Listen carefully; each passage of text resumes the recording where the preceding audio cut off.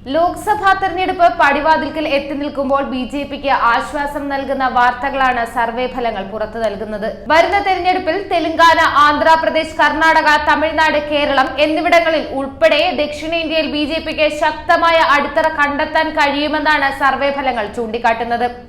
പ്രതിപക്ഷത്തിന്റെ ഇന്ത്യ മുന്നണിക്ക് ദക്ഷിണേന്ത്യയിലും കാര്യമായ ചലനം ഉണ്ടാക്കാൻ സാധിക്കുകയില്ല. കേരളത്തിൽ ഇത്തവണ 3 മുതൽ 5 സീറ്റുകൾ വരെ ബിജെപി നേടുമെന്നും പ്രവചനത്തിലുണ്ട്. തിരുവനന്തപുരത്താണ് ഏറ്റവും കടുത്ത പോരാട്ടം നടക്കുന്നത്.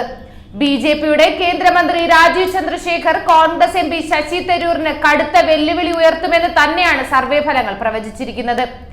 അതേസമയം തൃശൂരിൽ നടക്കാൻ പോകുന്നത് ഇടതുപക്ഷവും ബിജെപിയും തമ്മിലുള്ള മത്സരം തന്നെയാണ്. അവിടെ UDFന് വലിയ പിന്തുണയില്ല.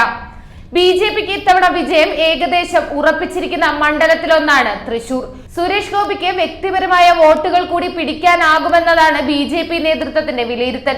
ഇത്തവണ അതിശക്തമായ പ്രചരണവും തൃശൂർ മണ്ഡലത്തിൽ നടത്തുന്നുണ്ട്. LDF ഇത്തവണ 6 സീറ്റുകൾ വരെ നേടുമെന്നാണ് സർവേ ഫലങ്ങൾ പറയുന്നത്. അതേസമയം തമിഴ്നാട്ടിൽ ബിജെപി ഇത്തവണ തകർപ്പൻ വിജയം നേടുമെന്നും സർവേ ഫലങ്ങൾ സൂചിപ്പിക്കുന്നു. 4 മുതൽ 8 സീറ്റുകൾ വരെ നേടുമെന്നാണ് സർവേ പറയുന്നത്. പുതുച്ചേരിയിലെ ഏക സീറ്റും വിജയം ബിജെപിക്കൊപ്പം നിൽക്കും. DMKയോ അണ്ണാ DMKയോ സഖ്യമില്ലാതെ തന്നെ ബിജെപിക്ക് പ്രകടനം മെച്ചപ്പെടുത്താൻ കഴിയുമെന്നാണ് സർവേ ഫലങ്ങൾ പറയുന്നത്. നിലവിൽ മോദി തമിഴ്നാട്ടിലെത്തി പ്രചരണം ആരംഭിച്ചിട്ടുണ്ട്. 3 മാസത്തിനിടെ മോദിയുടെ 4ാമത്തെ വരവാണിത്. കർണാടകയിൽ ബിജെപി 22 സീറ്റ് വരെ നേടും. BDS 2 സീറ്റും കോൺഗ്രസ് 4 സീറ്റും നേടും. ആന്ധ്രാപ്രദേശിൽ YSR കോൺഗ്രസ് 15 സീറ്റും TDP 10 സീറ്റും നേടും. തെലങ്കാനയിൽ കോൺഗ്രസ് 9 സീറ്റും ബിജെപി 5 സീറ്റും BRS 2 സീറ്റ്, മജ്ലിസ് പാർട്ടി 1 സീറ്റും നേടുമെന്നാണ് സർവേയിൽ പ്രവചിച്ചിട്ടുള്ളത്.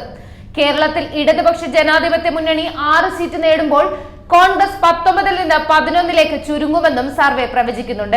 എന്തായാലും സർവേ ഫലങ്ങൾ ബിജെപിക്ക് ആശ്വാസം നൽകുന്നത് തന്നെയാണ്. ഇത് കേരളത്തിലെ ജനങ്ങൾ മോദി ഗ്യാരണ്ടിയിൽ വിശ്വസിക്കുന്നു എന്നുള്ളതിന് വ്യക്തമായ തെളിവ് കൂടിയാണ്. കൂടുതൽ വാർത്തകൾ അറിയുവാനായി ഈ ചാനൽ സബ്സ്ക്രൈബ് ചെയ്ത് ഫോളോ ചെയ്യുക.